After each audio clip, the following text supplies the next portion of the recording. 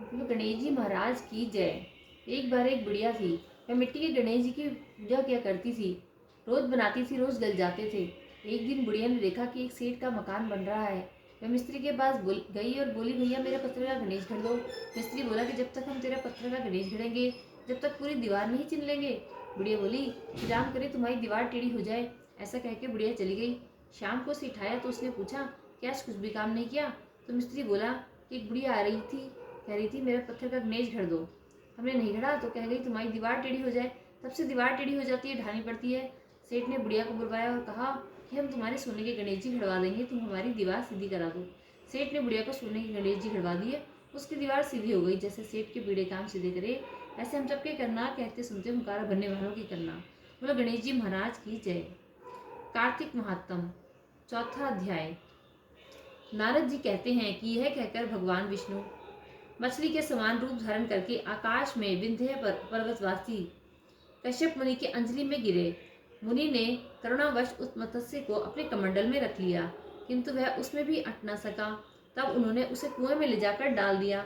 जब वह उसमें भी न आ सका, तब मुनि ने उसे तालाब में पहुंचा दिया, किंतु वहां भी यही दशा हुई। इस प्रकार उसे अनेक स्थानों में रखते हुए अंततोगत्वा उन्होंने समुद्र में डाल दिया। वहां भी बढ़कर वह विशालकाय हो गया। तदनंतर उस मत्स्य रूपधारी भगवान विष्णु ने शंखासुर का वध किया और उस शंख को अपने हाथ में लिए वे बद्री वन में गए। वहां संपूर्ण ऋषियों को बुलाकर भगवान ने इस प्रकार आदेश दिया। श्री विष्णु बोले कि महर्षियों, जल के भीतर बिखरे हुए वेदों की खोज करो और रहस्यों सहित उनका पता लगाकर शीघ्र ही ले आओ। तब तक मैं देवताओं के साथ प्रयाग धाम में ठहरता हूँ। तब तेज और बल से संपन्न समस्त मुनियों ने यज्ञ और बीज सहित वेद मंत्रों का उद्धार किया। जिस वेद के जितने मंत्र को जिस ऋषि ने उपलब्ध किया, वही उतने भाग का तब से ऋषि माने जाने लगा। तदनंतर सब मुनि एकत्रित होकर प्रयाग में गए तथा ब्रह्मा जी सहित भगवान विष्णु को उन्होंने प्राप्त किए हुए वेद अर्पण कर दिए। यज्ञ सहित वेदों को पाकर ब्रह्मा जी को बड़ा हर्ष हुआ तथा उन्होंने देवताओं और ऋषियों के साथ प्रयाग में अश्वमेध यज्ञ किया। यज्ञ की समाप्ति होने पर देवता, गंधर्व, यक्ष, किन्नर तथा गुहकों ने पृथ्वी पर साष्टांग प्रणाम करके यह प्रार्थना की। वे बोले, देवाधिदेव जगन्नाथ प्रभु, हमारा निवेदन सुनिए। हम लोगों के लिए यह बड़े हर्ष का समय है, अतः हमें वरदान दे। रमापते, इस स्थान पर ब्रह्मा जी को खोए हुए वेदों की प्राप्ति हुई है तथा आपकी कृपा से हमें भी यज्ञ प्राप्त हुआ है, यज्ञ का भाग उपलब्ध हुआ है, अतः यह स्थान पृथ्वी पर सबसे अधिक श्रेष्ठ और पुण्यवर्धक हो। भगवान विष्णु ने कहा कि देवताओं, तुम्हारी इच्छा पूर्ण हो। यह स्थान आज से ब्रह्म क्षेत्र नाम से जाना जाएगा। सूर्यवंश में उत्पन्न राजा भागीरथ यहाँ गंगा को ले आएंगे। वह सूर्य कन्या यमुना जी के साथ यहाँ मिलेगी। ब्रह्मा जी सहित तुम संपूर्ण देवता भी मेरे साथ यहाँ निवास करोगे। आज से यह तीर्थ तीर्थराज के नाम से विख्यात होगा। यहाँ किए हुए दान, व्रत, तप, होम, जप और पूजा आदि कर्म अक्षय फल के दाता और सदा मेरी समीपता को प्राप्त कराने वाले होंगे। 7 जन्मों में किए हुए ब्रह्म हत्या आदि पाप भी इस तीर्थ का दर्शन करने से तत्काल नष्ट हो जाएंगे। जो धीर पुरुष इस तीर्थ में मेरे समीप मृत्यु को प्राप्त करेंगे, वे मुझ में ही प्रवेश कर जाएंगे, उनका पुनर्जन्म नहीं होगा।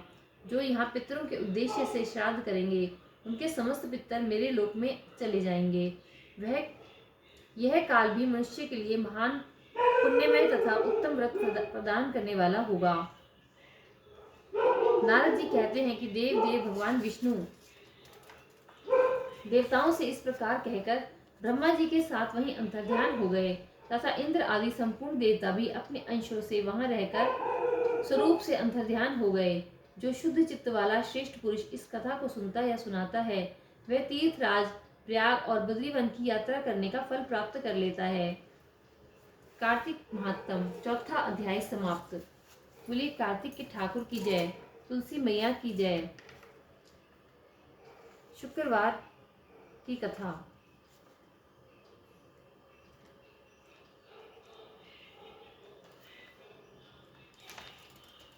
एक सास बहू थी। बेटा काम धंधा किया करता, महीने 2 महीने में आया करता था। सास शुक्रवार की मूर्ति सिंहासन पर बैठाकर पूजा करती थी। एक दिन सास बोली कि मैं तीर्थ करने जाऊं हूँ तो मेरे शुक्रवार की पूजा कर लेना। सास चली गई।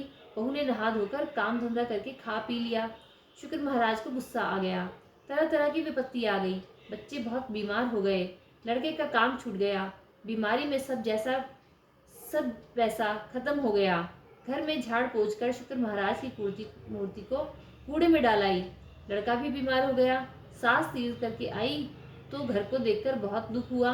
रात को सपने में शुक्रवार महाराज ने कहा कि तेरी बहू ने मेरी पूजा नहीं करी है, सारा धन नष्ट हो गया है। सुबह उठकर देखे तो शुक्र महाराज की मूर्ति नहीं है। बहू से बोली कि शुक्रवार की मूर्ति कहाँ है। बहू बोली कि मुझे तो नहीं पता। सास घर बुहार कर कूड़ा फेंकने गई तो वहाँ शुक्रवार की मूर्ति पड़ी मिली। वहां से उठाकर नहलाकर बड़े प्रेम से पूजा की, आरती की, विनती की। सास बहू दोनों शुक्रवार के व्रत करने लगी। लड़के का काम लग गया, बीमारी ठीक हो गई। बेटा बोला कि हमारी तो बुद्धि खराब हो गई थी जो कूड़े में शुक्रवार भगवान की मूर्ति को फेंकाए। सास बोली, हे शुक्र महाराज, जैसा बेटा बहू ने रूठे हो ऐसा किसी से ना रूठे। सास ने आई ऐसे सब किसी के आई हो, बहू ने आई ऐसे किसी के ना आई हो। कहते सुनते हुंकारा भरने वालों की। बोले शुक्रवार महाराज की जय, कार्तिक के ठाकुर की जय, तुलसी माता की जय।